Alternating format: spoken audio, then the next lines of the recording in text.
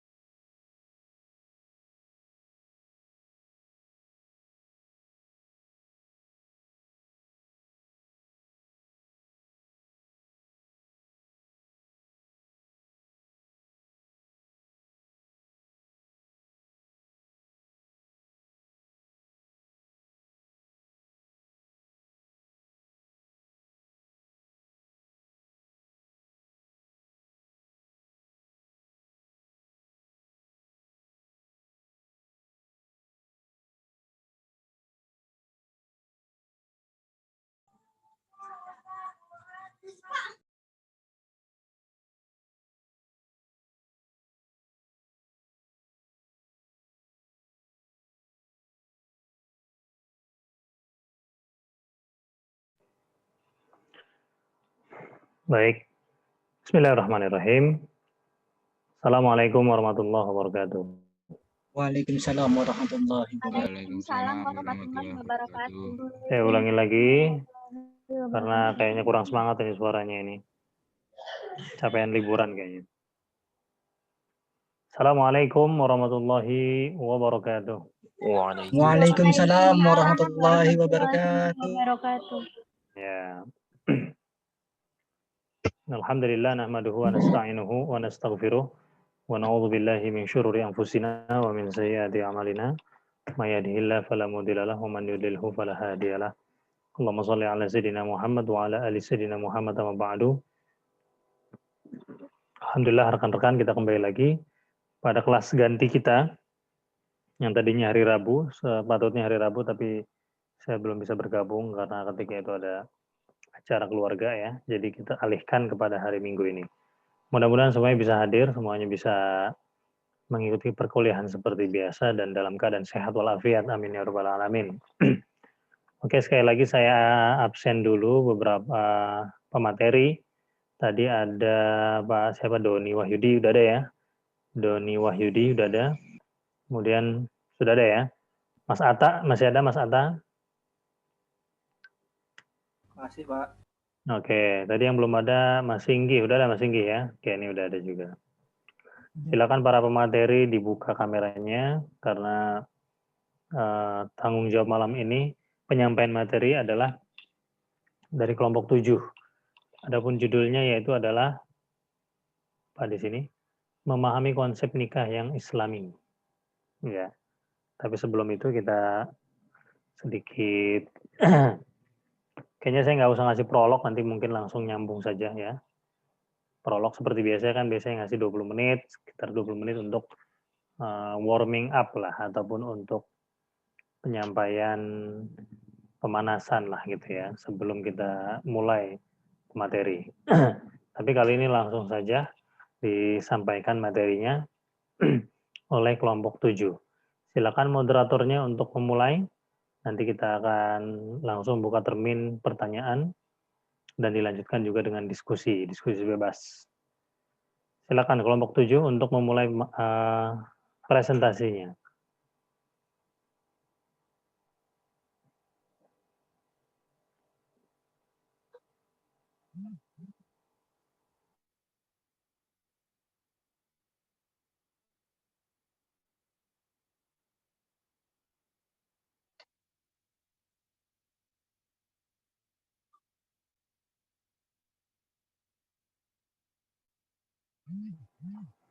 Mas Singgih di sini ada, di sini terlihat.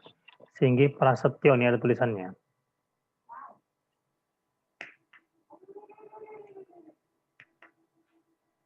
Siapa moderatornya? Saya, Pak. Ya, langsung dimulai aja.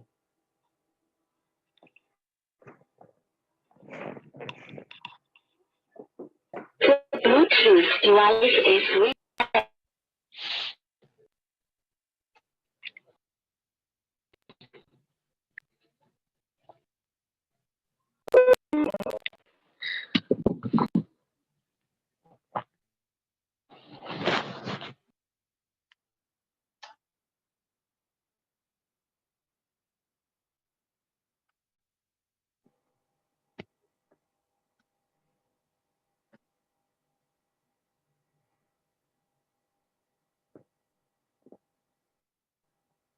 Silakan dimulai.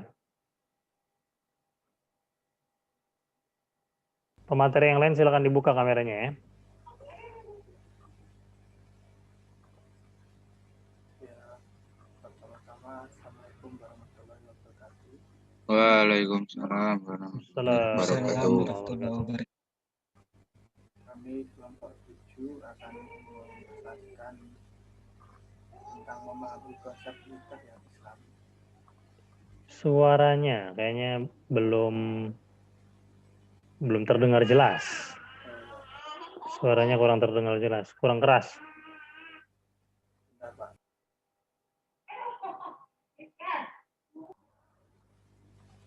Tes.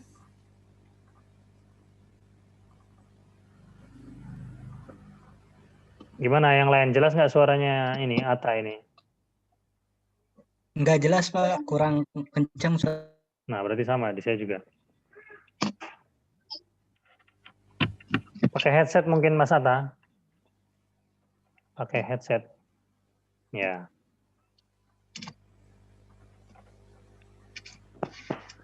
Yang pertama-tama saya akan mengenalkan kelompok 7. Yang pertama ada Mbak Ana Sertia.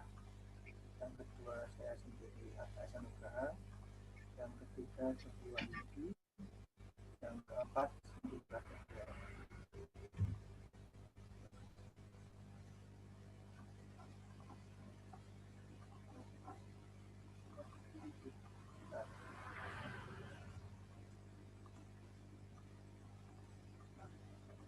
Yang pertama pengertian nikah.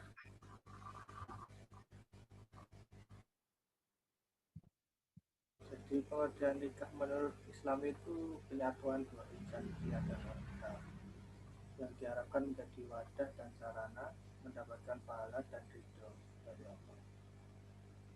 Itulah sebabnya pernikahan dalam Islam menjadi suatu hal yang sakral.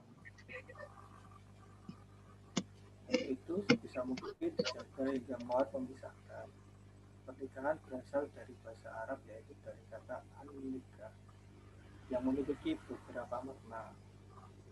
Menurut bahasa, kata nikah itu berarti berkumpul, bersatu atau berhubungan. Di sini definisi pernikahan dalam Islam lebih diperjelas oleh beberapa ahli ulama yang biasa dikenal dengan 4 mazhab. Yang pertama dari Imam Maliki. Menurut beliau, pernikahan adalah sebuah akad yang menjadi hubungan seksual seorang perempuan yang bukan mahram, budak dan majusi menjadi halal dengan sifat. Nomor 2 menurut Imam Hanafi. Menurut beliau, pernikahan berarti seseorang memperoleh hak untuk melakukan hubungan seksual dengan seorang perempuan yang dimaksud ialah seseorang yang hukumnya tidak ada halangan sesuai syariah untuk dinikahi. Yang ketiga, menurut Imam Syafi'i, menurut beliau pernikahan adalah akad yang membolehkan hubungan seksual dengan lafaz nikah, taswid atau lafaz lain dengan makna yang serupa. Yang keempat, menurut Imam Hambali, menurut beliau pernikahan merupakan proses terjadinya akad perkawinan yang nantinya akan memperoleh suatu pengakuan dalam lafaz nikah ataupun kata lain yang memiliki sinom.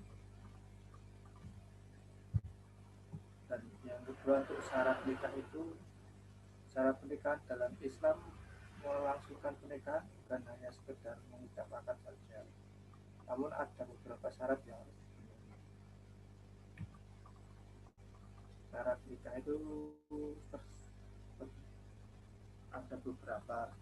Yang pertama, beragama Islam bagi pengantin laki-laki. Ini syarat nikah menurut agama Islam ya. Bagi calon pengantin laki-laki harus beragama Islam. Jika masih beragama non-Muslim, wajib beragama Islam terlebih dahulu baru pernikahan dapat dilakukan. Yang kedua, bukan laki-laki mahram bagi calon istri. Maksudnya calon pengantin laki-laki adalah bukan mahram bagi calon mempelai perempuan. Yang ketiga, mengetahui wali akad nikah. Jadi wali nikah adalah yang merupakan seorang laki-laki yang memenuhi syarat untuk menjadi wali nikah. Dalam agama Islam, pemilihan wali sudah diatur dengan tepat dan tidak sembarangan. Allah menjadikan keluarga dari pihak perempuan seperti ayah, kakek, dan seterusnya secara berurutan sebagai wali. Keempat, tidak sedang melaksanakan haji. Jadi bagi calon pengantin tidak sedang melaksanakan ibadah haji. Karena Rasulullah pernah bersabda, seorang yang sedang berikhram tidak boleh menikah, tidak boleh dinikahkan, dan tidak boleh mengkhitbah. Yang selanjutnya, tidak karena paksaan. Pernikahan yang dilangsungkan bukan merupakan paksaan dari pihak manapun. karena menikah adalah atas dasar keinginan calon pengantin sendiri. Syarat pernikahan dalam Islam adalah syarat tertentu yang harus dipenuhi sebelum melakukan proses pernikahan. Apabila tidak dilengkapi, maka pernikahan tidak sah. Selain syarat sah nikah di atas, calon pengantin wanita juga tidak memiliki kondisi terlarang. Ketika diketahui bahwa wanita terlarang untuk menikah, misalnya dalam masa iddah, maka pernikahannya dianggap tidak sah.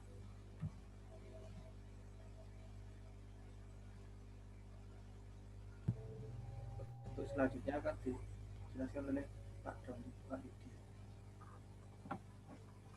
Baik, terima kasih.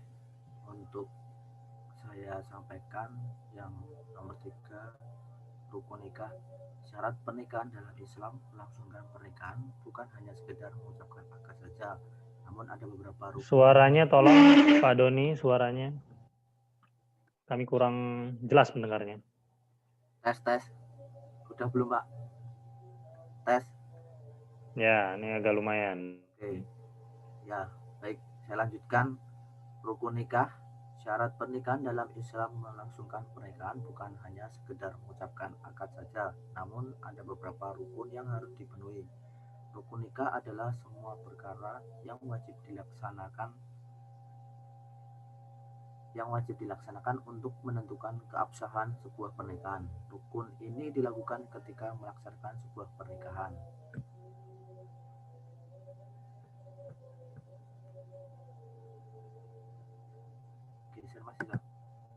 Nah, rukun pernikahan dalam Islam ada 5 hal, yaitu 1. Calon pengantin pria. Calon pengantin pria harus memenuhi persyaratan seperti beragama Islam, identitas jelas, sehat, balik, adil, dan merdeka. Nomor 2, calon pengantin wanita. Calon pengantin wanita harus memenuhi persyaratan seperti beragama Islam, bukan mahram, tidak dalam kondisi terlarang, balik, sehat, dan lain sebagainya. Nomor 3, wali. Wali adalah ayah dari pihak perempuan yang diwajibkan kehadirannya. Nomor 4, saksi. Saksi adalah orang yang akan menyaksikan pelaksanaan prosesi pernikahan. Dalam hal ini dianjurkan terdapat 2 saksi laki-laki yang memenuhi syarat sebagai saksi. Nomor 5, ijab dan qabul. Ijab qabul adalah akad yang dilakukan calon pengantin pria dan wali dalam prosesi pernikahan. Rukun nikah tambahannya adalah pemberian mahar dari pihak laki-laki kepada mempelai perempuan. Pemberian mahar ini adalah sebuah budaya yang tidak wajib, jadi mahar tidak termasuk dalam rukun nikah. Mahar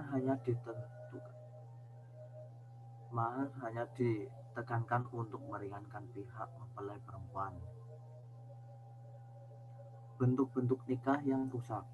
Pernikahan bisa batal karena pernikahan yang tidak memenuhi rukun, sedangkan pernikahan rusak itu pernikahan yang tidak memenuhi syarat. Namun baik yang batal maupun yang rusak disampaikan para ulama Syafi'iyah hukumnya tidak dibedakan karenanya tak mengherankan jika jumlah bentuk pernikahan batal ini cukup banyak dan berbeda jumlahnya dengan pendapat mazhab lainnya. Menurut mazhab ulama ini, pernikahan batal atau rusak ada 9 diantaranya. 1. Pernikahan syikhar. Sebagaimana yang pernah disampaikan, pernikahan syikhar adalah pernikahan di mana seorang laki-laki menikahkan putri atau saudari perempuannya dengan laki-laki lain dan dengan mahar dirinya dinikahkan dengan putri laki-laki lain tersebut. Contohnya ungkapan akadnya, aku nikahkan engkau dengan putriku, dengan mahar engkau menikahkanku dengan putrimu. 2. Pernikahan mut'ah. Pernikahan mut'ah adalah pernikahan yang dibatasi oleh waktu tertentu, baik sebentar maupun lama. Contohnya ungkapan laki-laki kepada istri yang ingin dinikahinya, aku menikahimu selama 1 bulan, atau aku menikahimu hingga selesai kuliah, atau aku menikahimu sampai aku mencampurimu hingga engkau halal bagi suami yang telah anakmu dengan talak 3.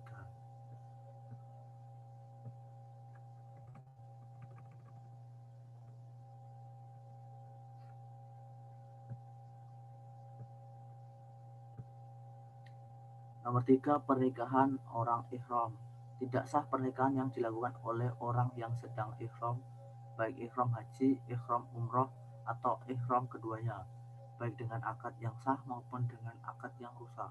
Berdasarkan sabda Rasulullah SAW, orang yang ihram tidak boleh menikah dan tidak boleh dinikahkan. Namun selain menikah, orang yang sedang ihram boleh melakukan rujuk atau menjadi saksi pernikahan. Pasalnya, rujuk adalah melanjutkan perkawinan, bukan mengawali perkawinan. Nomor 4, pernikahan dengan beberapa akad, di mana 2 orang wali menikahkan 1 orang perempuan dengan 2 orang laki-laki. Tidak diketahui secara pasti siapa yang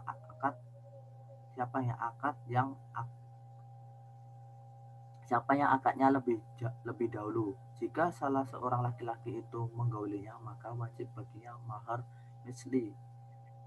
Jika keduanya menggaulinya, maka si perempuan berhak mahar misli dari keduanya. Mahar misli ini ialah mahar yang disesuaikan dengan mahar-mahar yang dibayarkan pada sebayanya perempuan tersebut. Bisa dengan cara melihat kepada mahar yang diterima oleh saudara-saudara perempuannya atau bibi-bibinya. Nomor 5, pernikahan perempuan yang beribadah dan sedang istibra dari mantan suaminya walaupun dari hasil senggama syubhat. Jika laki-laki yang menikahi perempuan beridah itu menggaulinya, maka ia harus dijatuhi hukuman atau had, kecuali jika ia tidak mengetahui status keharaman pernikahan dengan perempuan beridah dan sedang istibra. Nomor 6, pernikahan dengan perempuan yang ragu akan kehamilannya sebelum habis masa iddah, sehingga haram menikahi perempuan yang seperti itu hingga keraguannya hilang, meskipun masa iddah dengan 3 kali huru atau masa suci telah habis. Keharaman ini lahir dari keraguan tadi.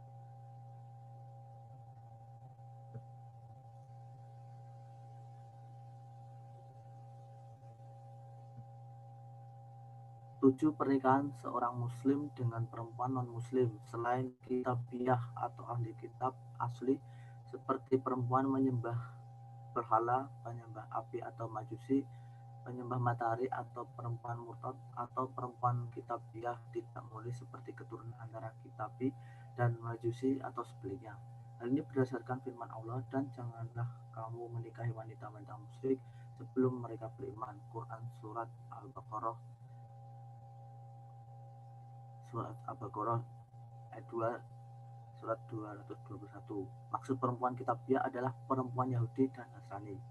Nomor 8, pernikahan dengan perempuan yang pindah dari satu agama kepada agama lain. Singkatnya, ia tidak boleh dinikahi. Singkatnya, tidak boleh diterima agamanya kecuali agama Islam.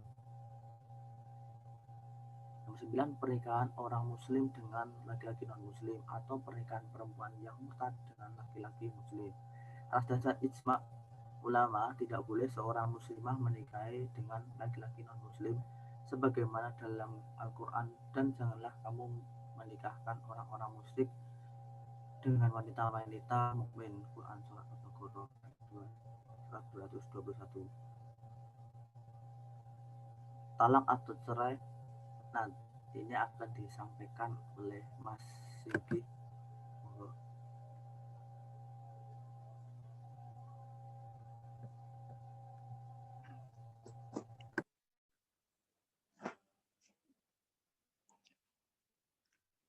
Talak atau cerai, yang sesungguhnya merupakan suatu peringatan tentang buruknya suatu perceraian.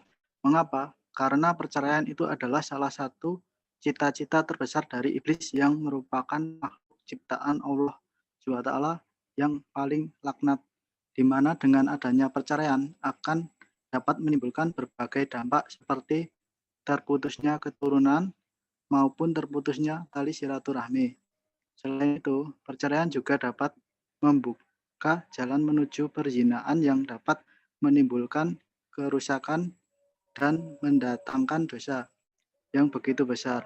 Oleh karena itu, sebelum menikah akan lebih baik jika memilih calon pendamping hidup yang sesuai dengan syariat agama agar nantinya hal-hal yang dilarang agama tidak terjadi, seperti perceraian, terlebih dengan cara yang Allah ridhoi, seperti ta'aruf.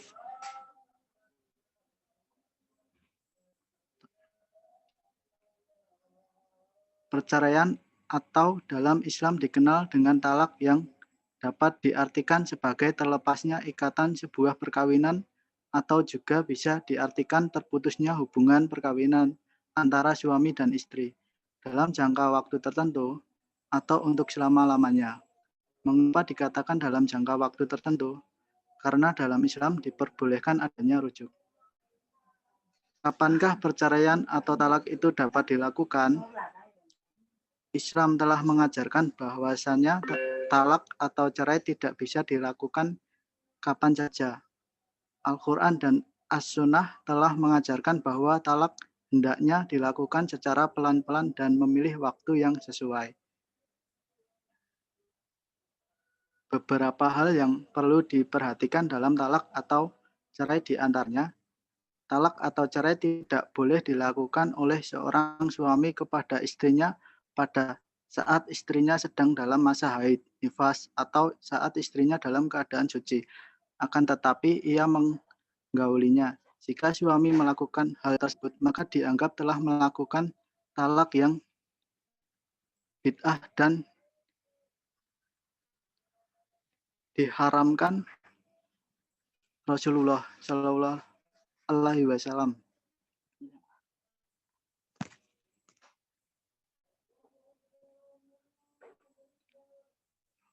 Bersabda, barang siapa yang melakukan perbuatan tanpa dilandasi perintah kami, maka itu tertolak.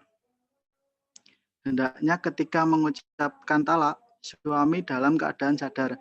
Karena apabila suami mentalak istrinya dalam keadaan tidak sadar, seperti ketika sedang marah, sehingga karena amarah tersebut dapat menutupi kesadarannya hingga ia bicara yang tidak diinginkan, maka talak yang ia lakukan adalah tidak sah. Rasulullah alaihi wasallam bersabda, la talaqo wa la at-taqofi ikholak.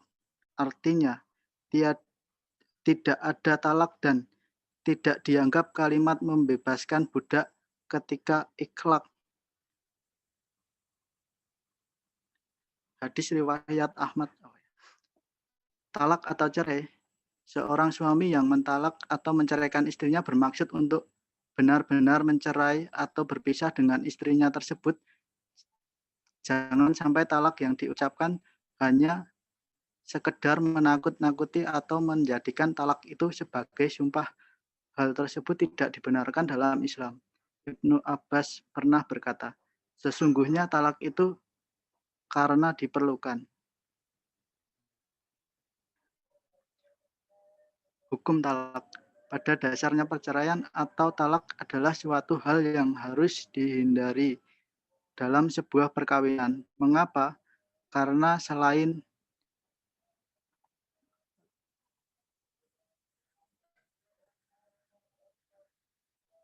bentar Pak, ketutupan.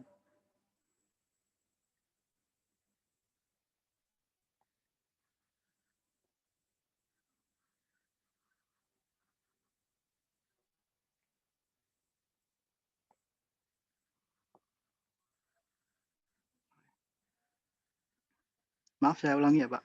Hukum talak. Pada dasarnya perceraian atau talak adalah suatu hal yang harus dihindari dalam sebuah perkawinan. Mengapa? Karena selain merupakan perbuatan yang amat disenangi oleh iblis, talak juga nantinya dapat berakibat buruk bagi kehidupan, baik itu bagi pasangan suami istri yang memutuskan untuk bercerai, bagi keturunan atau anak-anak mereka, juga bagi anggota keluarga lainnya. Kita banyak melihat dampak-dampak dari fenomena tersebut, di mana banyak anak-anak yang terlantar akibat kurangnya pendidikan dan kasih sayang dari orang tuanya. Dan hal itu tentu saja menjadi peluang bagi iblis untuk menjadikan anak-anak tersebut sebagai bala tentaranya. Jadi sebelum memutuskan untuk bercerai, ada baiknya jika pasangan suami istri lebih memikirkan bagaimana masa depan anak-anak mereka nantinya. Jangan sampai keinginan iblis untuk menjadikan mereka sebagai pendukungnya menjadi terkabul.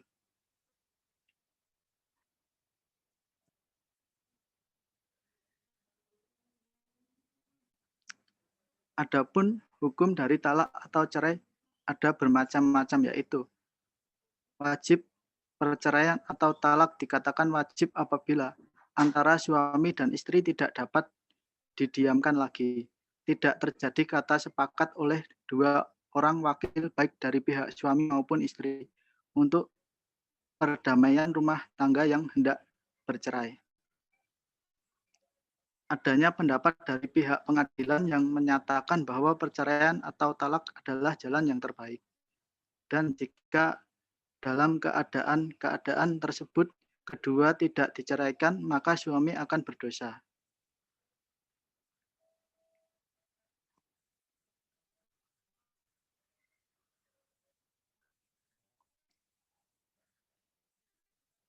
Haram, suatu perceraian atau talak akan menjadi haram hukumnya apabila seorang suami menceraikan istrinya ketika si istri sedang dalam haid atau nifas. Seorang suami yang menceraikan istri ketika si istri dalam keadaan suci yang telah disetubui seorang suami yang dalam keadaan sakit, lalu ia menceraikan istrinya dengan tujuan agar sang istri tidak menuntut harta. Seorang suami yang menceraikan istrinya dengan talak 3 sekaligus, atau juga bisa dengan mengucapkan talak saat akan, tetapi pengucapannya dilakukan secara berulang-ulang hingga mencapai 3 kali atau bahkan lebih.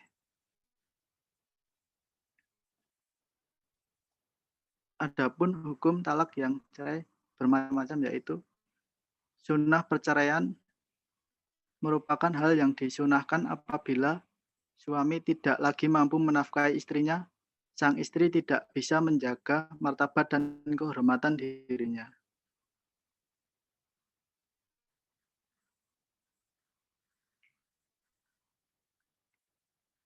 Ma'ruf, perceraian atau tidak bisa dianggap sebagai hal yang ma'ruf apabila seorang suami menjatuhkan talak kepada istrinya yang baik, memiliki akhlak yang mulia, serta memiliki pengetahuan agama yang baik.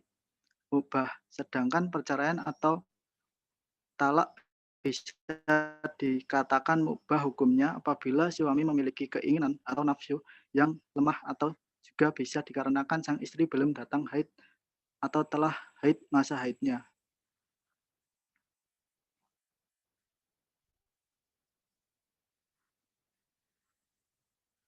Rukun perceraian atau talak. Bagi suami yang hendak menceraikan istrinya haruslah berakal sehat, balik, bercerai atas kemauan sendiri atau tanpa adanya paksaan dari pihak lain. 2. Bagi istri, seorang istri yang bisa diceraikan haruslah memiliki akad nikah yang sah dengan suami. Suami belum pernah menceraikan dengan mengucapkan talak 3.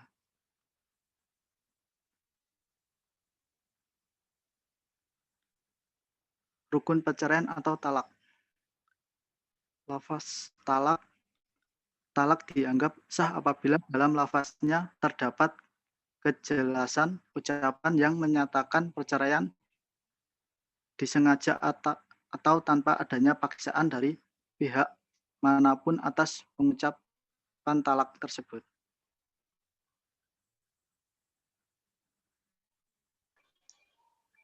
Untuk selanjutnya akan disampaikan oleh Mbak Ana.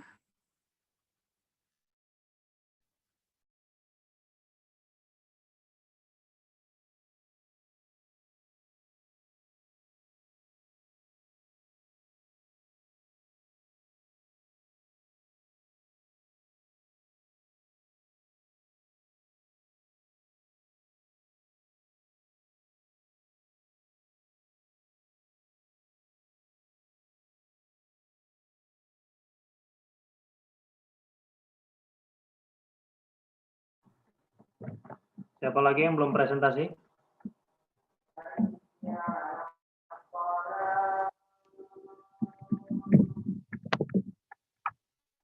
Ana sudah belum? Ana itu. Saya, Pak. Lupa. Lupa di-unmute. Iya. Ya, siap-siap ya. Dipersingkat ya. Dipersingkat Ya. karena ini slide-nya ada 40 ini. Coba di press lagi, apa namanya? Potong lah. Inventarisir lagi. Agak disingkat lagi. Ya. Jenis-jenis talak. Talak ini terdiri dari 2 jenis, yaitu talak langsung dan tak langsung. Talak langsung disebut juga talak sari, yaitu talak yang diucapkan oleh suami kepada istri dengan suara yang jelas. Walaupun nggak ada niat, tapi si suami ini sama aja sudah menjalankan suatu perceraian. Kenapa begitu? Karena sudah dijelaskan dalam Al-Mawsu Al-Fiqhiyah yang berbunyi wa itafaku ala ana al-syari yaqubi al-talak bi ghairi niyah. Artinya, para ulama ini setuju bahwa jika mengucapkan lafaz tersebut atau talak syari ini, itu jatuhnya udah sah, nggak melihat niat dari si pelaku yang mengucapkan. Contohnya, kamu ku talak 1 ya, atau kamu ku ceraikan. Nah, itu contoh dari talak tak langsung. Yang kedua itu ada talak langsung. Talak tidak langsung. Kalau yang tadi talak langsung, ini talak tidak langsung disebut juga talak kinayah. Ini berupa sindiran halus yang diucapkan oleh suami, tapi maknanya tuh mengenai perceraian. Walaupun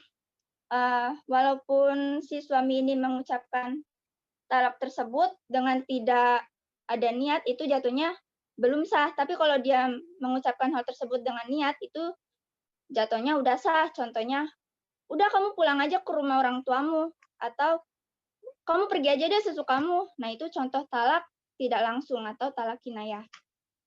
Lalu dilihat dari perilaku perceraian, ini talak dibagi lagi menjadi dua jenis, yaitu talak oleh pihak suami dan talak oleh pihak istri.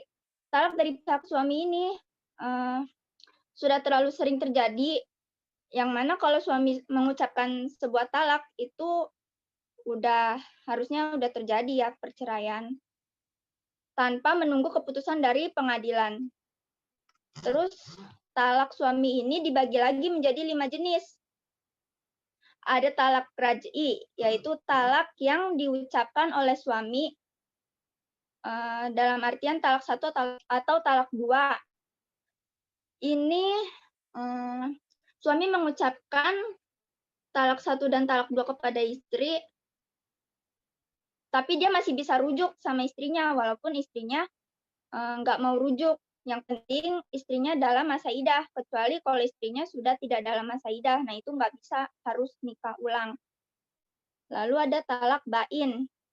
Talak bain ini udah talak 3, udah nggak bisa lagi rujuk, udah nggak bisa lagi pegang-pegang si istri karena udah cerai jatuhnya. Lalu ada talak sunni. Talak sunni ini talak yang diucapkan oleh suami kepada istri dengan keadaan si istri ini belum disetubui, tapi dia dalam keadaan haid. Sedangkan talak bid'i ini talak yang diucapkan suami kepada istri dengan keadaan si istri itu udah disetubui dan sudah haid. Lalu ada talak taklik, ini talak yang terjadi akibat syarat-syarat tertentu. Lalu kalau tadi kita sudah berbicara soal talak yang dijatuhkan oleh suami, ini ada juga talak yang dijatuhkan oleh istri. Kalau talak yang dijatuhkan oleh suami itu kan tadi tanpa menunggu keputusan pengadilan, jatuhnya udah sah kan. Kalau si istri ini harus menunggu keputusan dari pengadilan. Jadi kalau belum ada keputusan dari pengadilan, belum dianggap sah. Talak dari pihak istri ini dibagi menjadi 2 jenis, yaitu fasakh dan khulu. Talak fasakh ini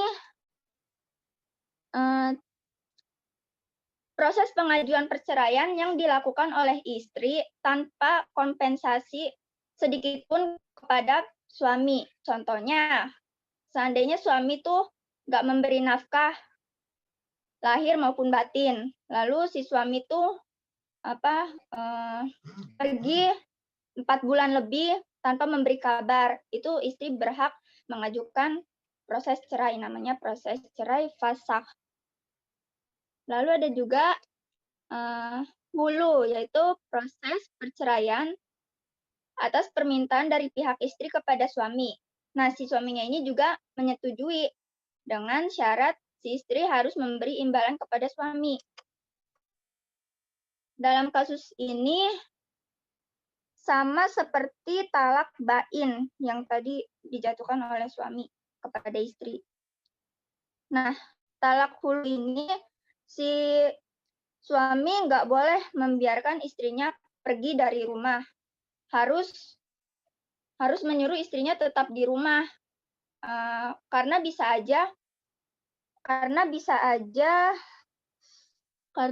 saja rujuk itu terjadi apabila istrinya diwajibkan tinggal di rumah. Apa yang dilakukan setelah proses talak? Setelah proses talak terjadi, kita harusnya introspeksi diri agar hal tersebut tidak terjadi lagi di masa yang akan datang. Udah Pak, itu aja. Sekian presentasi dari kelompok 7. Jika ada yang ingin bertanya, silakan. Luar biasa sekali ya, banyak sekali yang disampaikan. Dan ini mudah-mudahan bukan hanya tertuang di dalam PowerPoint saja ya, tetapi memang harus betul-betul dipahami. Walaupun di antara beberapa teman-teman ataupun rekan-rekan semuanya memang masih ada yang belum menikah ataupun apa, tetapi tidak ada salahnya kita memahami. Tidak ada salahnya kita memahami teorinya dulu, kita memahami bagaimana itu nikah, kemudian bagaimana tolak ataupun perceraian ya. Perceraian itu tidak diharamkan, tetapi dikatakan dalam sebuah hadis tidak disukai oleh Allah. Tapi kan kita tadi melihat bahwasanya hukumnya bisa menjadi wajib, bisa menjadi makruh juga, dan bisa menjadi sunnah dan lain sebagainya kan. Jadi segala macam ataupun segala sesuatu di dalam Islam ini kullu syai'in al-aslu fi kulli syai'in mubah. Hukum asli dari segala sesuatu itu adalah boleh. Illa ma dalla ad-dalilu ala dzalika. Kecuali ada dalil-dalil khusus yang mengharamkannya ataupun ada dalil khusus yang mewajibkannya, mensunahkannya dan juga melarangnya. Gitu. Jadi contohnya seperti tadi nikah. Nah, nikah ini dilihat dari konteksnya, ternyata dia hukumnya bisa menjadi wajib, bisa menjadi sunnah, kemudian bisa menjadi makruh, ya kan? Bahkan bisa menjadi haram. Gitu. Kenapa bisa menjadi wajib? Hukum nikah menjadi wajib apabila seseorang telah dikatakan mampu, ya kan? Ketika dia sudah dikatakan mampu, baik secara fisik maupun finansial, dia mampu nih secara fisik, dia mampu, katakan mohon maaf dia tidak tidak impoten gitu ya, atau lagi-lagi ada istilah impoten. Kemudian juga secara finansial, secara keuangan dia juga sudah mampu, gitu kan, sudah mampu menafkahi lebih dari diri dia sendiri. Nah, sedangkan bila ia tidak segera menikah, karena kenapa kalau tidak menikah dikhawatirkan apabila dia tidak menyalurkan yang namanya syahwatnya kepada hal yang benar gitu, kepada yang memang dibenarkan oleh Allah, takutnya nanti akan menjadi zina gitu. Sedangkan dalam Al-Quran la taqrabuz zina wala taqrabuz zina, mendekatinya saja tidak dibolehkan oleh Allah Subhanahu wa taala kan gitu. Jadi manusia itu memiliki fitrah yang bernama syahwat. Ini senantiasa menempel di dalam diri manusia gitu. Dan syahwat ini dimiliki oleh lelaki dan dimiliki oleh yang namanya perempuan gitu. Ketika seorang laki-laki melihat perempuan, pasti ada muncul yang namanya rasa hawa nafsu ataupun syahwat tadi muncul, baik itu kadarnya berapa persen ataupun kadarnya sedikit, sedang ataupun banyak, dan begitu juga laki-laki gitu. Maka ketika dia sudah menikah, dia bisa menyalurkan syahwatnya kepada istrinya, kan gitu. Si istri bisa menyalurkan syahwatnya kepada suaminya, gitu. Nah, sedangkan kalau dia masih membujang ataupun single kan gitu, maka tidak ada yang namanya penyaluran dari syahwat itu sendiri. Gitu. Maka apabila sudah menemukan seorang laki-laki yang dia itu secara fisik dan juga secara zahir dan batin dia mampu, maka sudah masuk wajib hukumnya. Saya tidak menentukan umur-umur yang ideal untuk kapan menikah. Kalau saya jujur sendiri menikah umur 27, ada juga yang menikah umur di atas 30 laki-laki, kemudian juga ada yang menikah umur 35, umur 25 dan lain sebagainya, banyak gitu ya. Itu tidak menjadi yang namanya ketentuan ataupun syarat umur berapa. Yang jelas kita lihat mental dari orang tersebut, gitu kan. Kemudian juga yang namanya psikis dia juga sudah siap atau belum. Gitu. Karena ketika seorang laki-laki sudah menyatakan dia siap menikah, maka hal yang harus dipikirkan dan yang harus diamati dan dicermati ke depannya, bahwasanya dia akan menafkahi seorang istri dan juga anak-anaknya. Gitu, ya. Istri dan anak-anaknya akan dia nafkahi. Maka di dalam uang suami itu ada jatah istri, sandang, papan, pangan. Sandang, pangan, papan. Tempat tinggal, kemudian juga makanan, dan juga pakaian, itu wajib diberikan suami kepada istri. Nah, adapun di dalam uang ataupun di harta istri, tidak ada yang namanya hak suami. Gitu. Maka ketika yang namanya istri memberikan uang kepada suami, itu jatuhnya bukan menafkahi. Yang menafkahi itu arahnya dari suami ke istri. Itu nafkah, dan juga ke anak-anak. Gitu. Kalau dari istri ke suami, jatuhnya bukan nafkah, tetapi sedekah ataupun pemberian. Itu ya, harus dipahami baik-baik ini. Sampai di sini bisa paham ya? Saya menambahkan sebelum kita masuk dalam sesi tanya jawab. Kemudian hukum yang kedua ya, yaitu adalah sunnah. Apa definisi dari sunnah? Mas Fahrul Rahim, nah, apa definisi dari sunnah?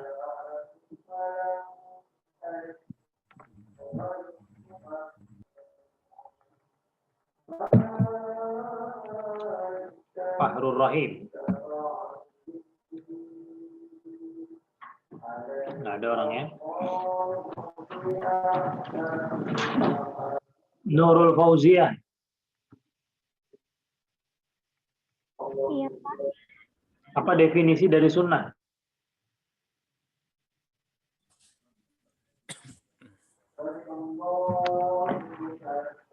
Kalau nggak tahu, bilang aja nggak tahu, nggak apa-apa. Sunnah itu sesuatu yang dilakukan oleh Rasulullah. Yang dilakukan oleh Rasulullah. Yang dicontohkan oleh Rasulullah. Disebut sunnah Rasulullah gitu ya? Iya. Oke. Ada lagi jawaban yang lain, definisi dari sunnah. Bukan secara epistemologi hadis ya, tetapi dari kajian fikihnya ataupun dari hal fikihnya. Wajib ditinggalkan mendapat dosa, ya kan? Dilakukan mendapatkan pahala. Nah, sunnah ini apa? Coba pemateri ini. Ana Selvia, apa definisi dari sunnah itu sendiri?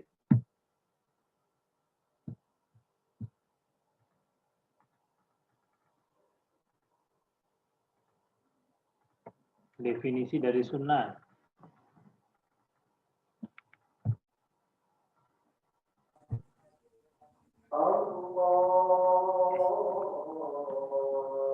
Halo. Siapa yang jawab? Suara saya jelas nggak? Jelas? Jelas, Pak. Apa kurang kuat?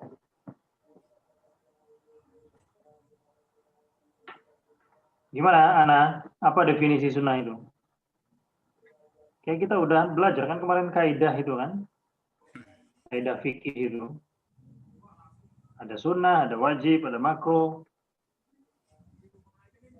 Sesuatu yang merupakan perkataan, perbuatan, dan takrir atau penetapan.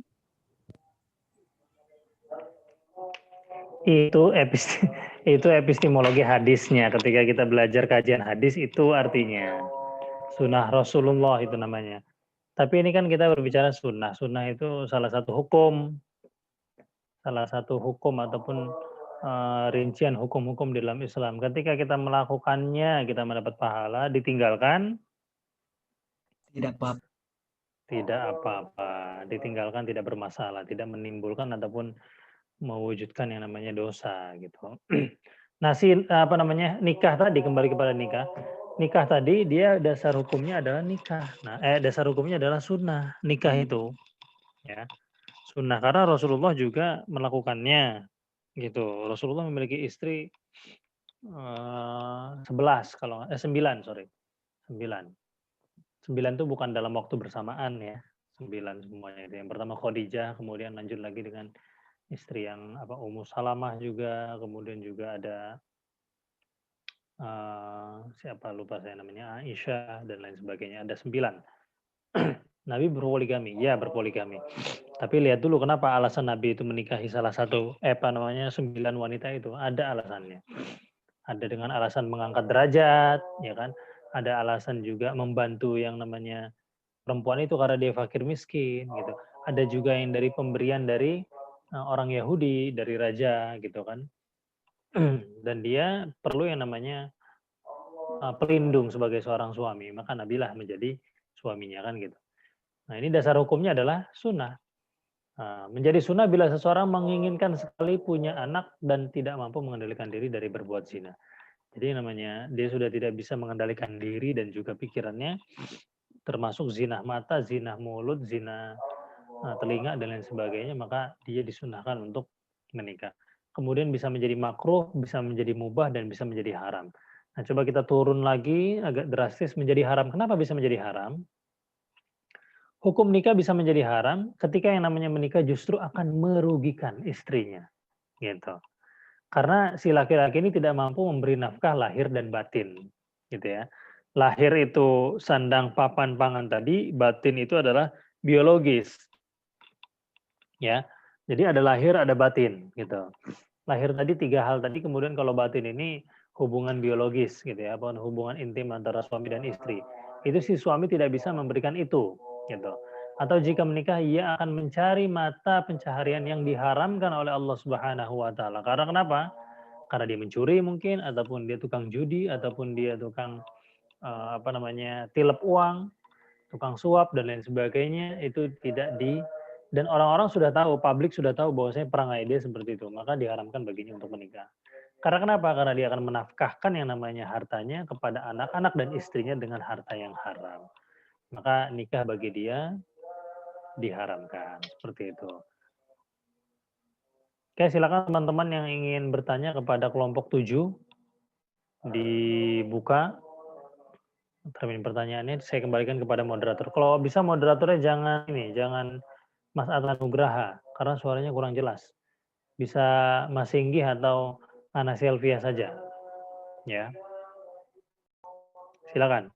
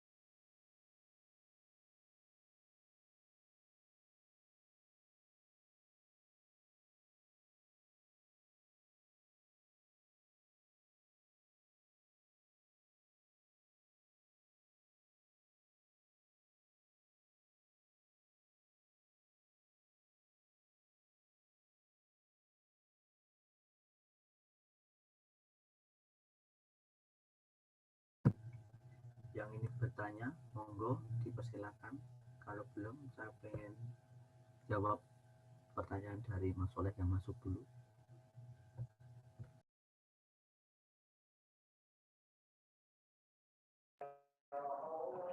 Ya, pertanyaan dari Pak Soleh dulu mungkin bisa dijawab. Baik, Pak. Mas Soleh hadir? Hadir. Baik, masih menyimak Mas. Siap. Jadi Mas Soleh, saya bantu jawab sedikit yang saya pahami terkait tentang siapa wali nikah yang berhak ketika ayah kandung atau biologis dari anak itu belum bisa ditemukan atau dalam arti masih hidup tapi dicari tidak bertemu. Nah, untuk siapa yang berhak, ya menurut saya bisa wali nikahkan atau bisa didahulukan wali nasab. Nah, wali nasab sendiri terdiri dari 4 kelompok yang urutan kedudukannya yang didahulukan dari kelompok yang erat kekerabatannya Mas Soleh. Jadi kekerabatan dengan calon mempelai wanita. Nah, yang pertama kelompok kerabat laki-laki garis lurus ke atas yakni ayah, kakek dari pihak ayah dan seterusnya. Yang kedua kelompok kerabat saudara laki-laki kandung atau saudara laki-laki seayah dan keturunan laki-laki ayah. Keturunan laki-laki mempelai. Yang ketiga kelompok kerabat paman, yakni saudara laki-laki kandung ayah, saudara seayah, dan keturunan laki-laki mempelai. Keempat, kelompok saudara laki-laki kandung kakek, saudara laki-laki seayah kakek, dan keturunan laki-laki mereka. Nah, keempat itu masalah yang bisa dijadikan berhak, siapa yang dapat dijadikan wali nikah ketika orang tua si mempelai itu tidak ketemu dalam arti masih hidup. Seperti itu Mas Soleh.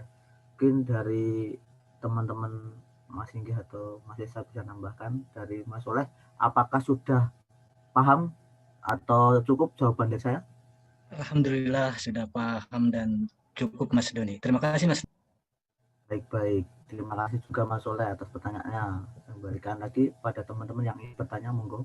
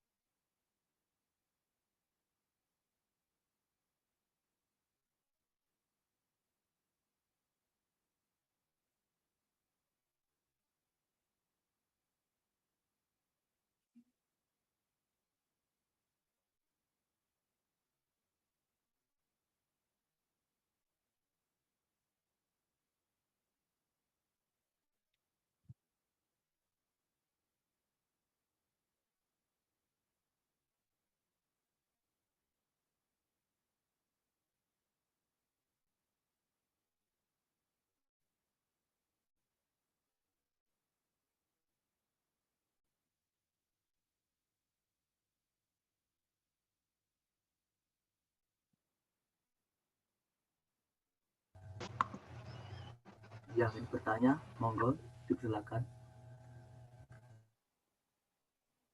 Jadi urutan setelah ayah tadi siapa Pak Doni? Yang paling berhak gitu?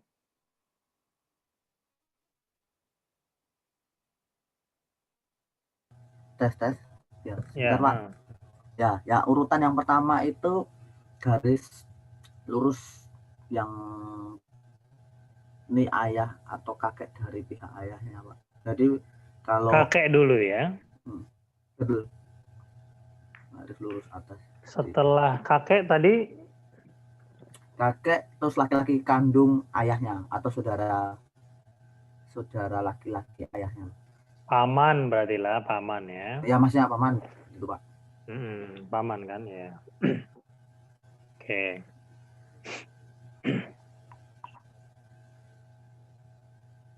Oke, silakan yang lain yang bertanya. Nikah ini sebetulnya hal krusial ini ya. Hal krusial ini sebetulnya. Kalau terkadang orang-orang perempuan ini ataupun mahasiswi ya, kita sambil apa istilahnya kalau dalam bahasa tahadus bin ni'mah, sambil menikmati apa namanya bincang-bincang lah gitu ya.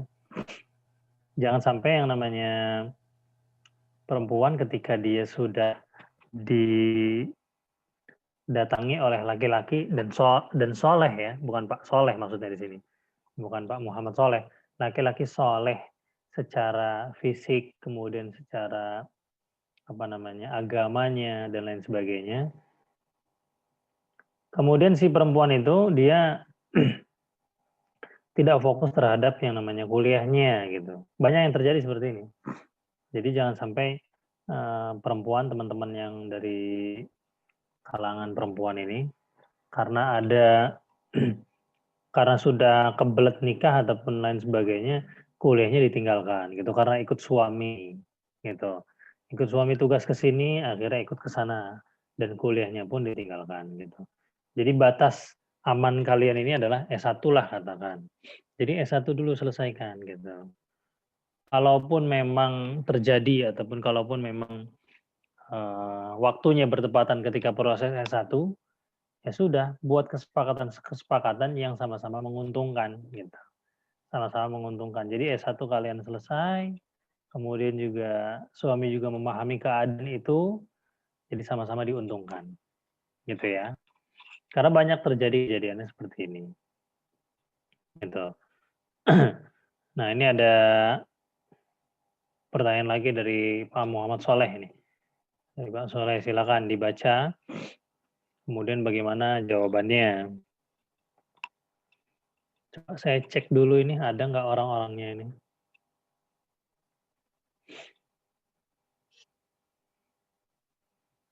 Adinda Lutfia. Mbak Adinda Lutfia ada ya?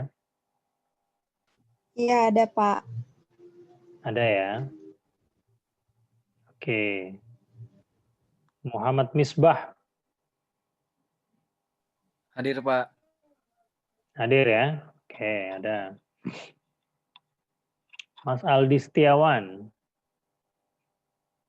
Hadir Pak. Ya. Kebetulan cuma ada 22 orang. 22 orang yang masuk. Mas Tegar. Hadir. Reza Arifin. Ya Pak, ada Pak. Ada ya? Oke. Oke, lanjutkan silakan diskusinya.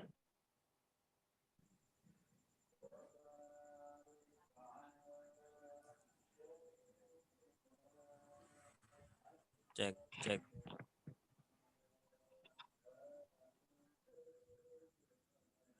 Cek. Suara saya kedengeran nggak Pak? Kedengeran. Ya. Baik, Mas, Mbak pemateri, saya akan bertanya. Jadi sesuai yang telah dijelaskan atau telah diatur dalam surat Al-Baqarah ayat 229, bahwasanya seorang suami dan istri itu dapat rujuk kembali hanya sampai 2 kali saja. Nah, jadi pertanyaan saya itu, bagaimana sih caranya seorang suami dan istri itu dapat rujuk kembali? Bagaimana caranya seorang suami dan istri itu dapat rujuk kembali, di mana sebelumnya ia telah melampaui jumlah yang telah ditentukan. Sebut saja sudah 2 kali rujuk begitu. Dan bagaimana sih caranya? Seperti itu aja sih.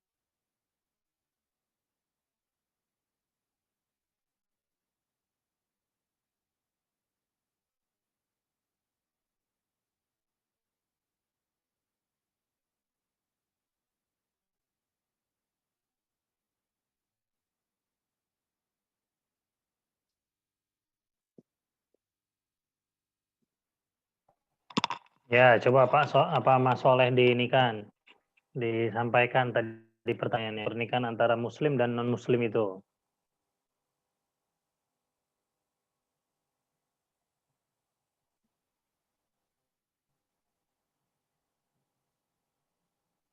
Silakan pemateri.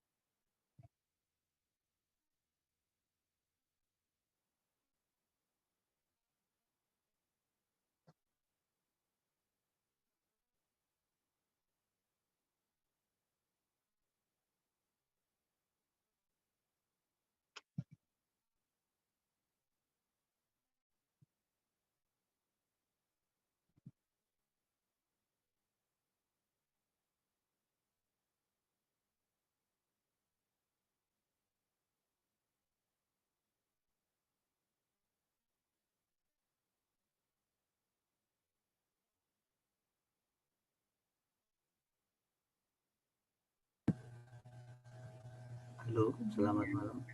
Mas Soleh masih menyimak?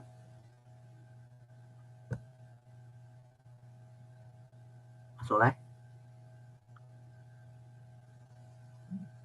Saya pengen menanggapi pertanyaan Mas Soleh yang kedua tentang pernikahan antara muslim dan non-muslim yang terjadi sudah mempunyai anak dalam pandangan Islam. Nah, Mas Soleh tadi sudah dijelaskan tentang surat Al-Baqarah ayat 2 yang artinya seorang wanita muslim tidak diperbolehkan menikah dengan pria non-muslim atau sebaliknya, sehingga dapat disimpulkan secara hukum agama dan hukum Islam itu tidak dapat dilaksanakan. Seperti itu Mas Soleh.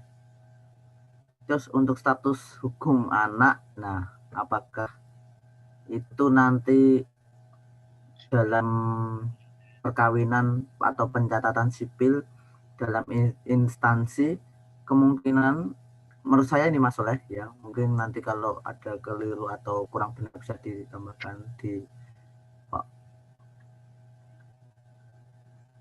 Menurut saya untuk anak itu bisa dilakukan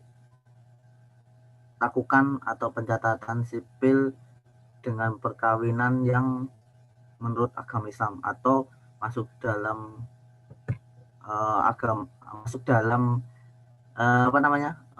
agama yang beragama Islam, seperti itu Mas Soleh.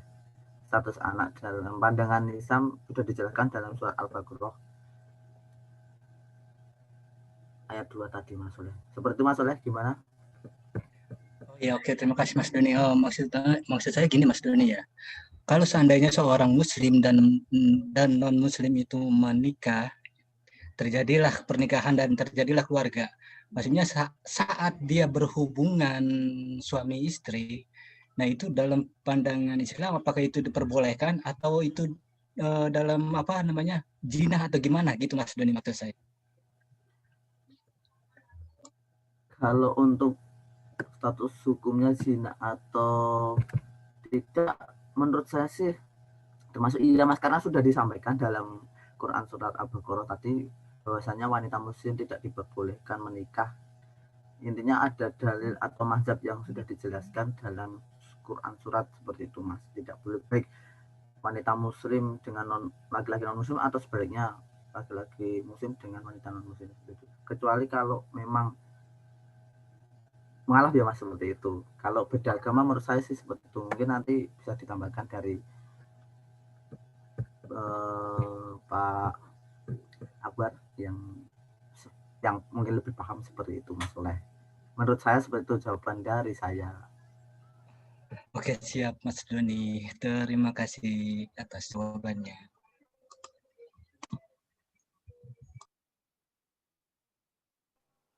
Ya, ini saya menambahkan. Nampaknya emang Pak Soleh ini excited betul ya, bab nikah ini nih. Pengen nikah nggak ya, Pak? Gitu ya. Amin. Oh, belum Pak Soleh ya? Belum, Ya, Pak. kita doakan mudah-mudahan jodohnya cepat. Tahun ini, Pak. Amin. Amin. tahun ini ya. Amin. Amin. Amin. Allahumma amin. Ya, kita Amin, nanti di akhir kelas kita bacakan Al-Fatihah buat teman-teman yang sebentar lagi menjemput jodohnya gitu. Ada yang bilang katanya jodoh itu di tangan Tuhan gitu kan. Tapi kalau selama di tangan Tuhan tidak dijemput, tidak diambil, ya akan selamanya di tangan Tuhan gitu. Nah, ini tantangan bagi Pak Soleh juga, harus terus berikhtiar ya. Berikhtiar kemudian juga berdoa. Jadi kalau hanya doa saja tidak cukup berarti kan. Nah, kita sudah pastikan bahwasanya dalam perspektif Islam pernikahan antar lelaki atau perempuan muslim dan muslimah sama non muslim itu diharamkan. Jelas lagi, sangat jelas diharamkan. Maka hubungan suami antara mereka kedua masuknya ke dalam perzinahan gitu. Masuknya ke dalam perzinahan gitu. Berarti Pak, dia yang sampai sekarang ini nikah sudah 20 tahun sampai sudah 20 tahun, 25 tahun, bahkan sudah beranak, sudah beranak pinak. Itu mereka ya zina selama 25 tahun. Ya iya. Gitu. Ya iya. Selama 25 tahun berarti mereka berzina gitu. Itu dalam perspektif Islam. Tetapi sayangnya di Indonesia ini kan ada hukum yang melindungi gitu kan. Ada hukum yang melindungi, itu masuk dalam hak gitu kan. Itu masuk ke dalam hak. Sayangnya kita memang tinggal bukan di negara yang sepenuhnya menerapkan syariat Islam, kita tinggal di Indonesia yang dia hukum-hukumnya itu dikembalikan kepada hukum-hukum konstitusional ya, dan juga hukum-hukum human product lah, ataupun buatan manusia itu sendiri. Jadi ada hak-hak tentang hak asasi manusia itu dilindungi terkait tentang itu. Tetapi dalam perspektif Islam, dalam pandangan Islam, tidak dibolehkan, bahkan diharamkan. Seperti itu. Kemudian kembali kepada anak-anaknya, secara hukum di Indonesia, anak-anak yang hasil dari pernikahan beda agama itu, ya mereka nanti ketika sudah ingin mendapatkan KTP-nya, ya maka dikembalikan kepada dirinya ataupun dikembalikan kepada anaknya itu. Gitu. Apakah mereka ingin memeluk Islam ataupun Kristen ataupun agama ayahnya atau agama ibunya, nah itu diberikan keluasan seluas-luasnya bagi anak untuk memilih. Gitu, untuk memilih. Maka ada ayat di sini, kullu mauludin, hadis ya, kullu mauludin yuladu 'alal fitrah fa'abuhu fa'abawahu wa ummahu yuhawidunahu wa yumajjisunahu wa yunassirunahu. Jadi semua anak bayi di dunia yang dilahirkan ini adalah semuanya fitrah, semuanya dalam keadaan innocent, suci dari apapun gitu. Seperti halnya ataupun bagaikan kertas putih, tidak ada yang namanya bercak, tidak ada yang namanya noda hitam sekalipun gitu ya. Kemudian siapa yang menjadikan dia majusi? Orang tuanya. Yang menjadikan dia Nasrani, orang tuanya.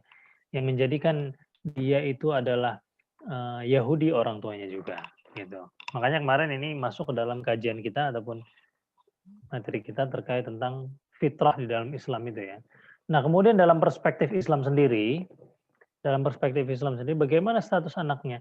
Ya anaknya sah gitu. Anaknya sah. Anaknya tidak bukan menjadi anak haram, anak makruh, anak sunnah, anak wajib, enggak. Anaknya tetap anak gitu. Tetapi disitulah maka siapa yang paling kuat antara ibu atau ayah yang akan menjadikan dia ini mau jadi agama apa gitu. Gitu. Maka anaknya ini dikembalikan lagi statusnya kepada orang tuanya. Dia mau akan dijadikan sebagai anak Kristen, beragama Kristen ataupun Islam ataupun Buddha dan lain sebagainya. Gitu. Kalau ibunya katakan dia muslimah, maka kuat nggak ibunya untuk menjadikan anaknya ini sebagai seorang muslim, gitu ya. Jadi status anaknya itu jadi sebagaimana biasa. Nah, kembali tadi di catatan sipil itu saya belum mempelajari lebih jauh ya, bagaimana. Nah, kembalikan kepada orang tuanya lagi, gitu. Ya, silakan yang lain.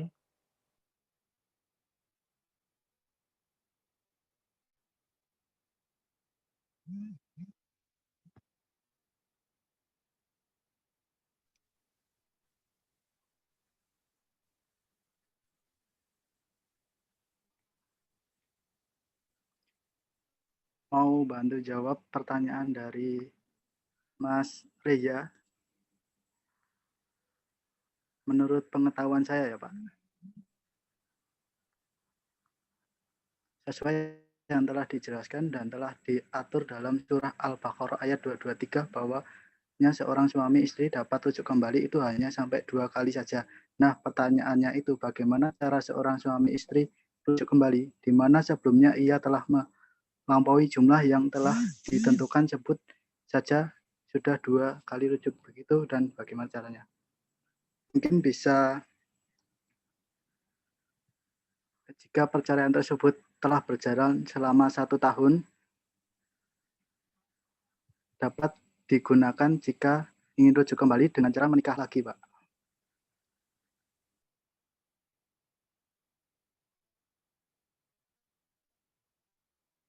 Dengan mantan istri tersebut.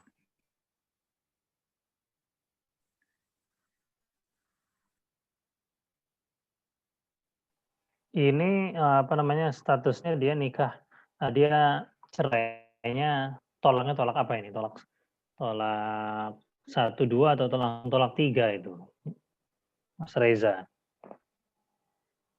Ya, Pak. Tolak bain ya atau tolak apa itu? Tolaknya tolak apa dulu itu yang tadi ditanyakan?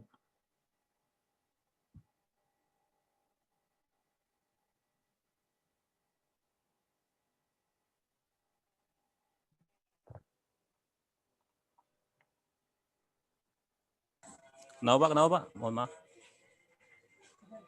Tadi yang ditanyakan ke kelompok 7 itu, dia coba diperjelas lagi tolaknya tolak apa, kemudian sudah rujuk 2 kali tadi itu ya? Ya, Pak. Terus Talak bagaimana? ya, yang saya tanyakan talak bain, Pak. Nah, tolak bain ya. Berarti tolak bain itu sudah tolak 3 Pak Singgi. Nah, itu bagaimana cara kembalinya? Cara Ya, Pak. rujuknya sama istrinya? Karena masih ada benih-benih cinta di antara mereka ternyata.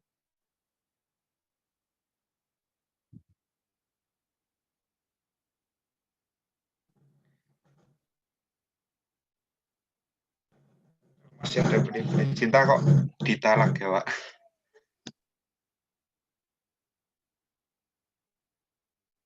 Sudah sampai ketiga lagi.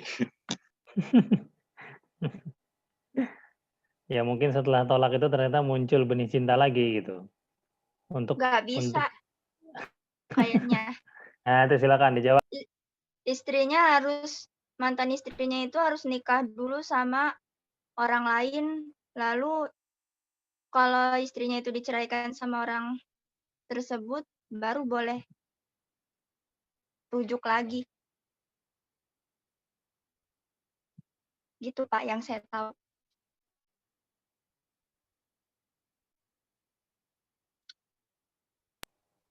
Gimana Mas Singgi?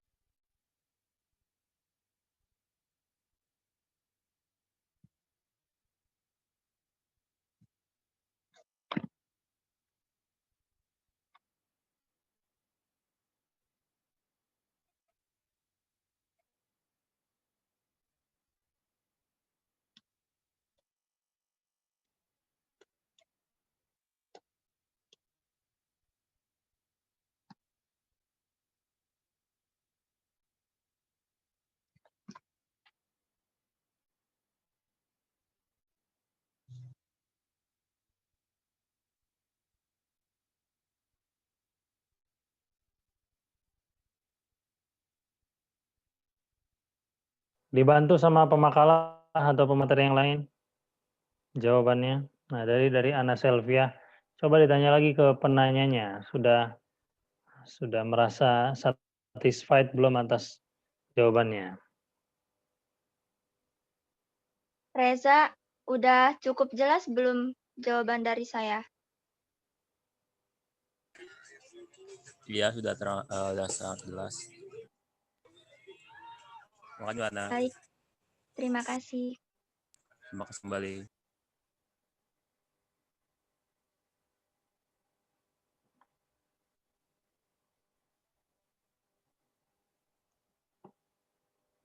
Ya, memang dalam Islam seperti itu ya. Jadi kenapa kok sampai segitu jelimetnya? Kalau menurut kalian ini jelimet atau enggak ya? Kira-kira orang yang udah menceraikan istrinya sudah tolak bain lah, tolak 3 itu.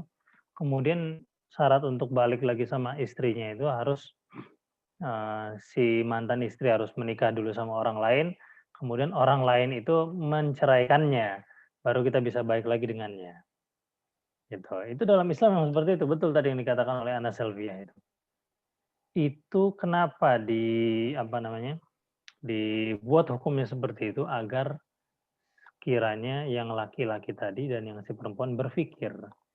Ya, mereka berpikir bahwasanya untuk rujuk setelah tolak 3 itu bukan main-main, itu sulit gitu ya. Itu sangat susah gitu. Maka orang-orang yang ingin menuju kepada jurang perceraian ya harus berpikir 2, 3 sampai 4 kali lagi gitu. Pertama yang dipikirkan adalah sudah pasti itu anak gitu kan. Anak mereka nanti bagaimana, psikisnya kena, mentalnya kena, kemudian juga dirundung kesedihan juga pasti, ya kan? Anak yang menjadi korban gitu kan, selain dari si suami dan juga si istri tadi gitu. Ketika orang tuanya berpisah pasti kan dia gejolak, apalagi di awal-awal ketika orang tuanya berpisah, kemudian harus beradaptasi, harus ikut ayahnya atau ikut ibunya, ya kan itu permasalahan. Maka bagi pasangan seorang muslim dan muslimah dia harus berpikir lagi gitu. Bagaimana menciptakan kehidupan yang harmonis. Tetapi ya memang kalau sudah tidak bisa dipertahankan lagi yang namanya bahtera keluarga, ya sudah, maka perceraian itu bisa menjadi hukumnya yang tadi dijelaskan oleh teman-teman kelompok 7 tadi, gitu. Ya intinya kita harus berpikir berkali-kali dan berulang kali sebelum bertindak gitu. Apakah tindakan kita ini sudah betul-betul memang pilihan terbaik atau bukan gitu. Maka dalam Islam itu banyak sekali ayat-ayat yang harus kita baca lagi dan itu menunjukkan agar kita menggiring kita ya, agar kita tuh berpikir, "Afala ta'qilun, afala tatadabbarun," kan gitu. "Afala tubsirun," apakah kalian tidak berpikir? Apakah kalian tidak bermuhasabah? Apakah kalian tidak menimbang-nimbang ataupun tidak mempertimbangkan? Itu di Al-Quran banyak seperti itu. Oke ya, silakan dilanjutkan.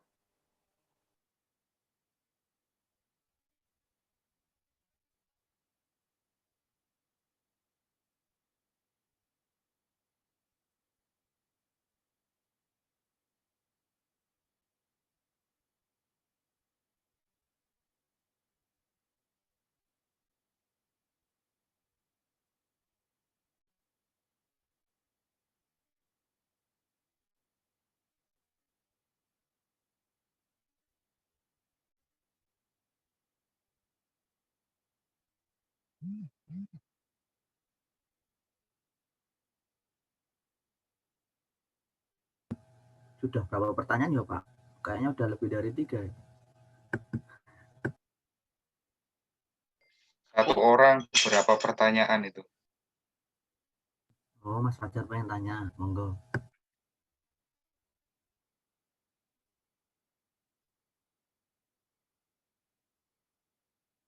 Enggak, di materi itu disebutkan pergauli itu yang gimana ya Pak maksudnya Pak?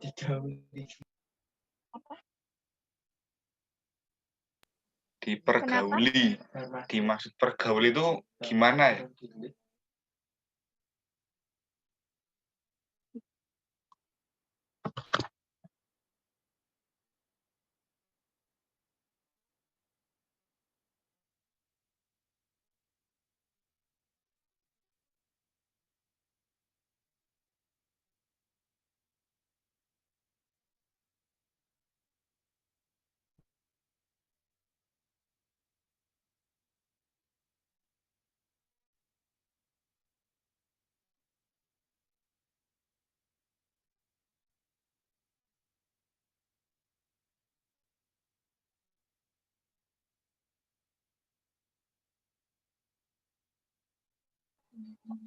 Diperjelas lagi pertanyaannya tadi. Apa pergauli tadi? Tentang pernikahan atau tentang apa ya? Yang dimaksud pergauli itu loh, yang dimaksud. Itu gimana? Slide berapa itu? Yang di awal, Pak. Tentang pernikahan ini kayaknya. Iya.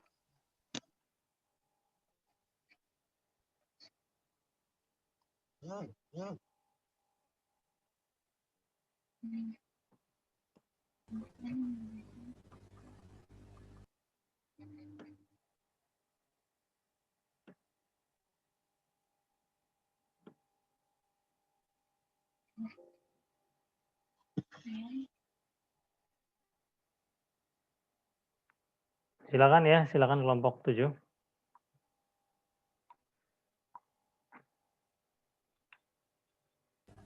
Dipergauli itu maksudnya dipersetubuhi, Mas Fajar.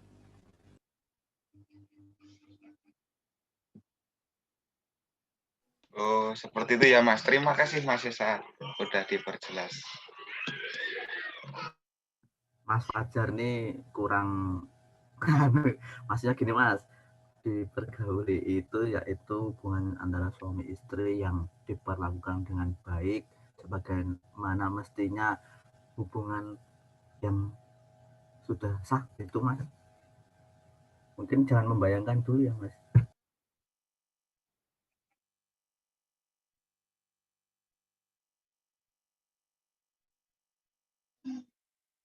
Jadi kalau udah sah boleh dipergauli gitu, Pak? Tergantung.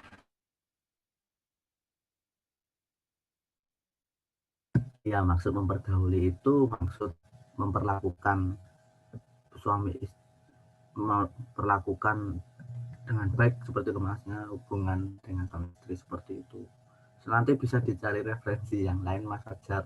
Yang kurang besok tak kasih. Cari referensinya di mana, Pak?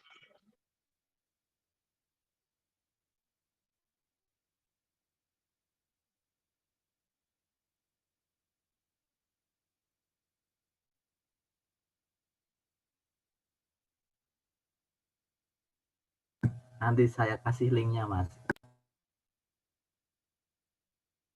Siap, Pak. Ditunggu info selanjutnya ya. Tolong dibuka dong kameranya, ini kita jadi kayak pakai handy talking ini nih. Lucu ini gambaran sama gambar.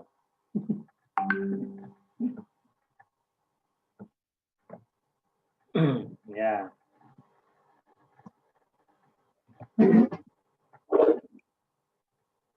Ada lagi pertanyaan, silakan lanjut. Kalau saya boleh tanya nggak Pak? Ya, tanya nanti biar dijawab sama kelompoknya Pak Doni sendiri. Boleh, nggak apa-apa, boleh. Ya, daripada gabut Pak, saya tanya aja Pak. Ini tentang ya. Apa namanya Pak? Astagfirullah, gabut ini kuliah loh Pak, nggak gabut-gabutan ini Pak. Ya, menarik toh pembahasan tentang nikah tuh buat Mas Fajar dan Mas Soleh. Siap.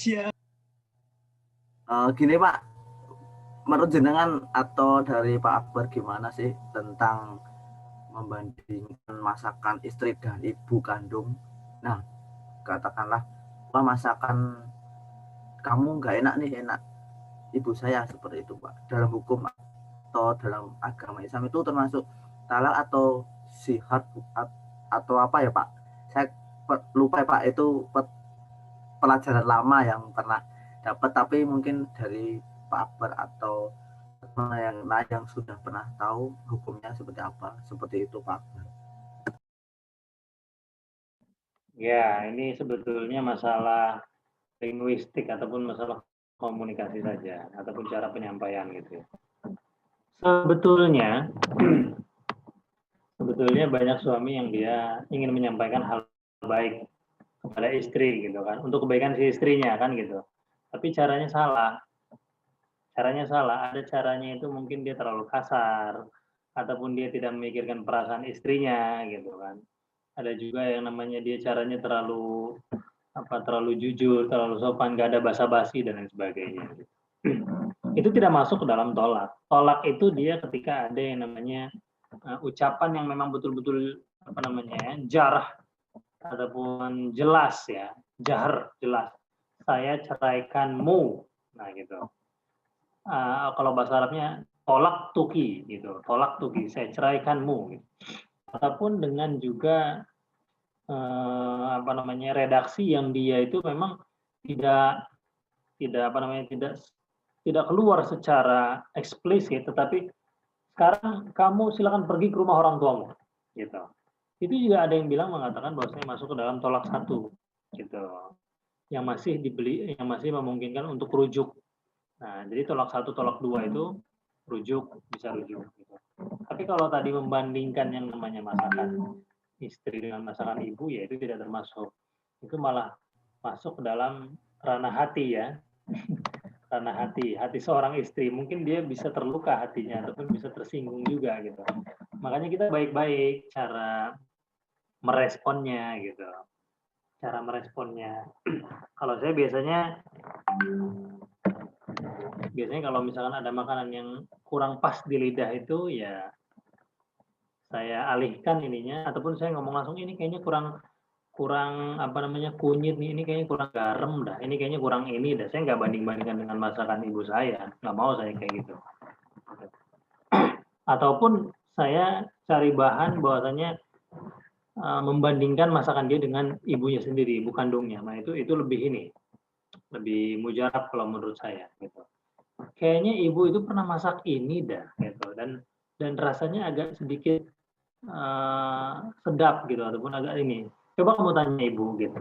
Nah, jadi ada seninya kita di dalam memberikan peringatan istri, baik itu tentang makanan. Gitu, dari segi makanan saja. Jadi jangan sampai kita terlalu vulgar, jangan sampai kita terlalu ekstrim. Ini masakan ini kok asin banget ini. Ini siapa lagi yang mau nikah, ini saya apa kamu kan gitu. Nah itu jangan terlalu ekstrim kayak gitu ya. Jadi dengan lemah lembut, bil hilmi, dengan lemah lembut, cara menyampaikan kepada istri juga, gitu ya. Jadi itu tidak termasuk Pak Doni, ya, tidak termasuk. Jadi tolak itu ketika dia memang sudah jelas, bahkan keluar kata tolak dari seorang yang pemabuk saja, nah itu tidak dikatakan sah tolaknya. Katakan mungkin suaminya baru pulang, kemudian dia mabuk sama teman-temannya gitu, mendengar istrinya, kemudian istrinya ngasih tahu, suruh ganti baju dan suruh bersih-bersih, malah dia marah gitu. Oh kamu, saya ceraikan kamu, tapi dalam keadaan mabuk. Nah ini nggak sah juga ada cara menyampaikan kalimat tolaknya. Jadi kita lihat konteksnya dan kita lihat juga keadaannya gitu. Jangan sampai kita menghakimi tanpa melihat konteks dan juga keadaan yang terjadi ketika itu. Ya, jadi memang ini sangat sensitif sekali gitu. Oke, yang lain silakan.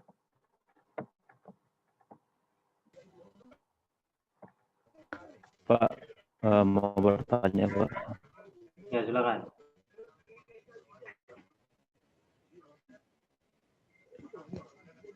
Jadi misalkan orang suami itu tadi mengucapkan kata talak, namun dia hanya bahasanya bercanda atau guyonan gitu Pak. Itu masuknya gimana? Lanjut.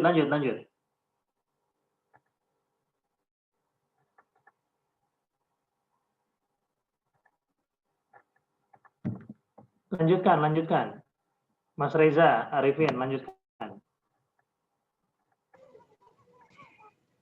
Iya Pak, jadi misalnya seorang suami mengucapkan kata talak kepada seorang istri, tapi nggak didasari dengan niat yang benar-benar, tapi sekedar guyonan aja gitu Pak, bahasanya. Itu seperti apa Pak? Iya, itu kembali kepada yang tadi ya. Jadi innamal a'malu binniyat memang ya. Segala sesuatu pekerjaan itu memang kembali kepada niatnya. Gitu. Jadi kembali kepada niatnya. Jadi kalau memang seorang suami itu dia tidak sengaja terlontar ataupun tidak sengaja terucap seperti itu. Jadi bercanda ya? Gimana maksudnya bercanda? Iya Pak, cuma bercanda aja Pak. Ya, nah itu harus hati-hati. Itu tidak termasuk juga. Tidak termasuk juga. Biasanya si istri nanti dia akan karena gini, karena mungkin keluar dalam keadaan emosi gitu ya. Biasanya perceraian itu kan dia keluar kata-katanya dalam keadaan emosi tadi gitu. Nah, tapi tidak secara murni niatnya itu memang betul-betul menceraikannya gitu. Maka kita harus membutuhkan waktu untuk menenangkan pikiran antara keduanya gitu ya, antara keduanya sampai nanti memastikan bahwa memang si istrinya ini harus menanyakan kepada dia, Mas memang benar-benar menceraikan saya, nah, kayak gitu. Tapi dikasih waktu dulu kan gitu. Oh tidak, itu apa namanya? Saya mengatakan itu karena kemarin tidak sengaja terlontar saja dari mulut saya. Gitu. Saya tidak maksud untuk menceraikanmu, kan gitu. Kita jadi kelihatan jadi. Dan itu tidak sah secara lisan ataupun secara hukum agama itu tidak sah perceraiannya itu ya. Karena kenapa? Karena memang tidak ada niatan untuk itu. Gitu. Tetapi kalau memang dalam keadaan keluarga tersebut sudah terjadi sering yang namanya ribut lah, kemudian si laki-lakinya main tangan, kemudian si istrinya udah enggak sangat betah lagi di rumah, karena memang suaminya dan keadaan suaminya juga sudah tidak membuat istrinya nyaman di rumah, ya maka tadi si istri bisa menggugat cerai si suami. Gitu. Karena pernikahan itu tidak bisa dipertahankan lagi. Gitu. Jadi banyak sekali ini keadaan konteks-konteksnya yang bisa kita ambil gitu.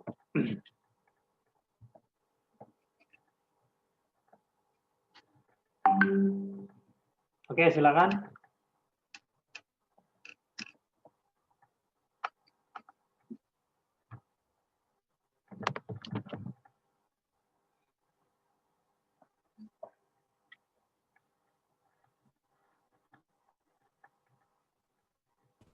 Pak mau nanya.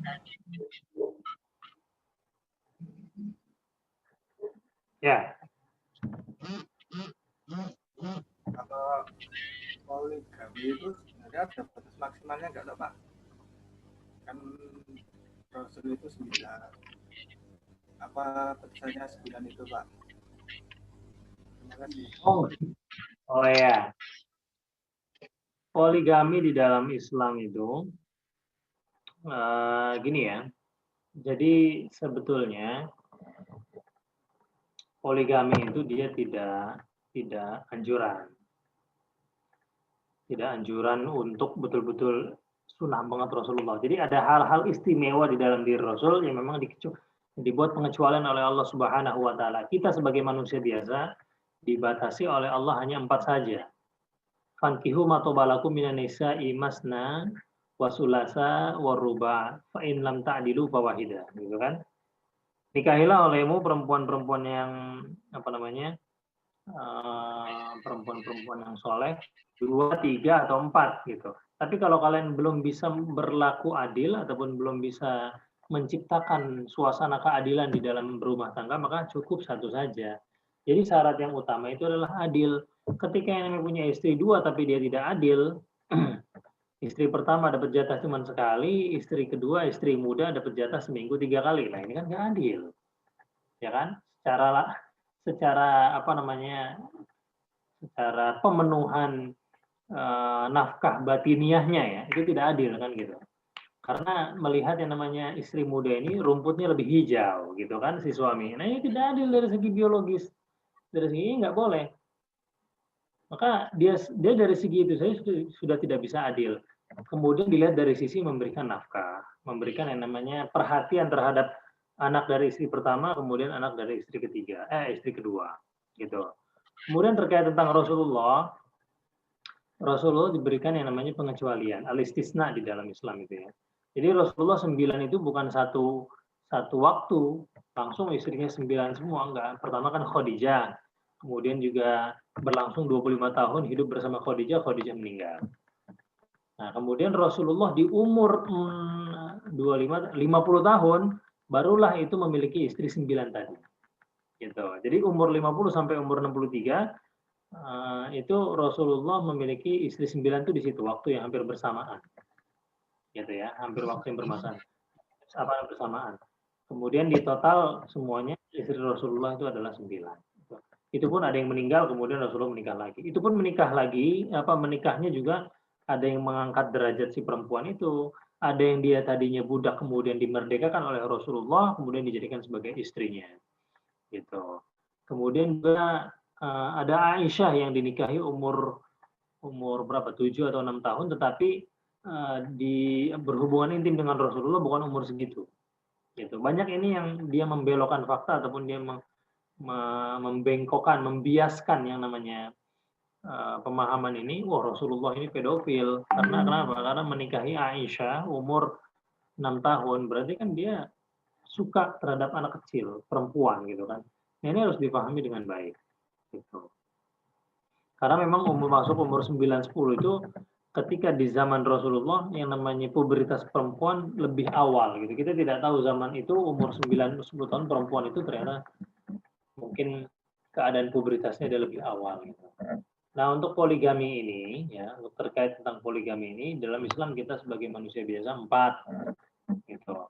Kenapa 4? Dulu di zaman para sahabat ataupun zaman jahiliyah, orang Quraisy ini istrinya 9, 10, 11, itu biasa. Itu biasa. Bahkan mereka menyetubuhi yang namanya budak-budak mereka. Karena budak itu ketika zaman jahiliyah ataupun ketika yang namanya di zaman Rasulullah itu bebas. Mau disetubuhi, mau tidak diberikan makan, itu tergantung kepada tuannya. Itu budak, ya. Itu budak sahaya. Nah, maka di sini Islam memberikan batasan. Islam memberikan batasan kepada umatnya ataupun kepada manusia hanya 4 saja yang diperbolehkan, gitu ya. Hanya 4 saja yang diperbolehkan. Kalau kita lihat dulu memiliki banyak istri itu sudah termasuk ke dalam kepongahan orang-orang Quraisy ketika itu. Jadi banyak istri, berarti banyak duit kan gitu. Oh, berarti banyak hal yang dibelikan untuk istrinya gitu kan. Jadi sekali pamer istri jalan, 3 orang dibawa gitu kan, 4 orang dibawa. Nah, hal-hal yang seperti inilah yang di dalam Islam diperbaiki sedikit demi sedikit. Walaupun memang Islam berkelanjutan ketika itu dan perbudakan masih ada. Tetapi banyak sekali hukum-hukum di dalam Islam ini yang dia itu poin terakhirnya ataupun outputnya untuk membebaskan budak. Intinya memang banyak hukum-hukum ataupun instrumen syariah di dalam Islam yang dia mengikis yang namanya perbudakan, gitu ya, mengikis yang namanya perilaku dan juga patriarki perbudakan itu sendiri, gitu. Itu dalam Islam. Oke. Silakan. Ya, syaratnya cuma adil saja gitu. Ada kan anggota DPR itu yang istrinya sampai 3 kan? Wah, ketika dilantik anggota DPR itu dibawa semua istrinya, gitu kan. Bahkan kalau nggak salah dia tinggal satu rumah, gitu. Satu rumah dengan istri pertama dan istri kedua. Satu rumah. Nah, itu harus adil dalam segala hal. Dalam nafkahnya, rezekinya, kemudian juga sandang papan pangannya juga itu harus dipikirkan. Baik, kalau sudah tidak ada silakan kita tutup kelas. Saya kembalikan kepada para pemateri.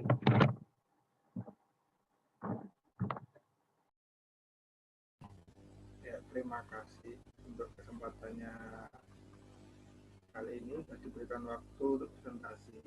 Dari kelompok 7, mohon maaf kalau banyak salahnya, dan terima kasih buat masukannya untuk semuanya, dan akbar. Saya tutup. Wassalamualaikum warahmatullahi wabarakatuh.